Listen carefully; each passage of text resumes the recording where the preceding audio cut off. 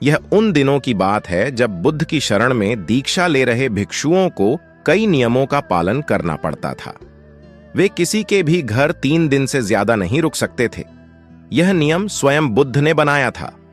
उद्देश्य यह था कि उनकी सेवा में लगे लोगों को किसी तरह की कोई तकलीफ ना हो। बुद्ध और उनके भिक्षु जब यात्राओं पर निकलते थे तो वे रास्ते में आने वाले गरीब घरों में ही शरण लेते थे। वे इन घरों में अधिकतम 3 दिनों तक रुक सकते थे। 3 दिनों के बाद उन्हें अगली यात्रा पर निकल जाना पड़ता था। यह भी सुने या पढ़ें। मिथिला का मतलब सिर्फ सीता नहीं, यह भी सुने या पढ़ें। देश के पहले शहीद तिलका मांझी को भुला दिया हमने। एक दिन वे ऐसे ही एक गांव में पहुंचे।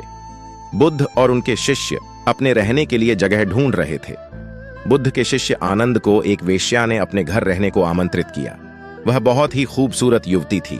आनंद ने उसे कहा कि वह उसके घर पर रह सकता है, पर इसके लिए उसे बुद्ध से अनुमति लेनी होगी। क्या तुम्हें इसके लिए सचमुच अपने गुरु से अनुमति लेनी होगी? युवती ने पूछा। नहीं, मैं जानता हूं कि बुद्ध मेरी बात मान जाएंगे, पर उनसे पूछना एक रिवाज है। ऐसा जवाब देकर आनंद बुद्ध के पास पहुंचे। हे बुद्ध, इस गांव में 3 दिनों के विश्राम के दौरान एक स्त्री मुझे अपने घर पर आमंत्रित कर रही है, लेकिन वह स्त्री एक वेश्या है। क्या मैं उसके आमंत्रण को स्वीकार कर सकता हूं? आनंद ने बुद्ध से पूछा। बुद्ध ने आनंद की ओर मुस्कुराकर देखते हुए कहा, अगर वह तुम्हें इतने प्यार से आमंत्रित कर रही है तो तुम्हें उसके निमंत्रण को ठुकराना नहीं चाहिए। जाओ और आराम से उसके घर ही रहो। आप भी पा सकते हैं बुद्ध जैसा दिमाग यहां बुद्ध दिला सकते हैं। हिंदू पितरों को मुक्ति। बुद्ध की यह बात दूसरे शिष्यों को गवारा न हुई। उन्होंने बुद्ध से सवाल पूछा, आप आनंद को एक वेश्या के घर कैसे भेज सकते हैं? यह भिक्षुओं के आचरण के खिलाफ है।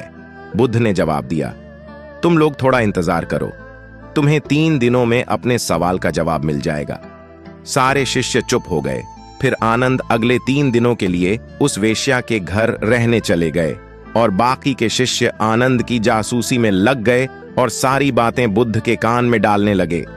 बुद्ध शालीन मुस्कान लिए चुप बने रहे। पहले दिन वेश्या के घर से आनंद और महिला के गाने की आवाज आई। ये बहुत नई बात थी।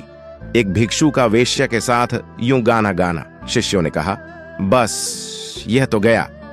पर दूसरे दिन घर से गाने के साथ नाचने की भी आवाजें आने लगीं। अब सारे शिष्य एक स्वर में कहने लगे, अब तो यह पक्का ही गया। तीसरे दिन तो सचमुच ही उन्होंने खिड़की से आनंद और उस महिला को नाचते गाते देख लिया।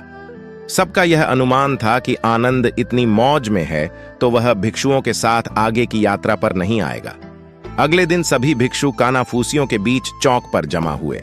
सभी ने आनंद के आने की उम्मीद छोड़ दी थी। सभी सोच रहे थे कि वह इतनी सुंदर स्त्री का साथ छोड़ भिक्षुओं के साथ क्यों आएगा। परंतु तभी सबने आनंद को एक सुंदर स्त्री के साथ अपनी ओर आते देखा। वह सुंदर स्त्री एक महिला भिक्षुक का रूप धरे हुए थी। बुद्ध उसे देखकर मुस्कुरा रहे थे, जबकि बाकी विस्मित होकर खुले मुंह से आनंद और उस महिला भिक्षुक को ताक रहे थे। बुद्ध ने आनंद की पीठ पर हाथ रखते हुए भिक्षुओं को संबोधित किया, अगर खुद पर भरोसा है तो आपको कोई भ्रष्ट नहीं कर सकता, बल्कि अगर आपका चरित्र बलवान है तो आप भ्रष्ट को भी चरित्रवान बना सकते हैं। ऐसा कहते हुए बुद्ध ने वेश्या से भिक्षुक बनी महिला का स्वागत किया और सभी लोग आगे की यात्रा पर निकल पड़े। बुद्ध और आनंद की यह कहानी हमें सिखाती है कि अगर हमारी इच्छा शक्ति मजबूत है तो हम किसी भी स्थिति के गुलाम नहीं बनते।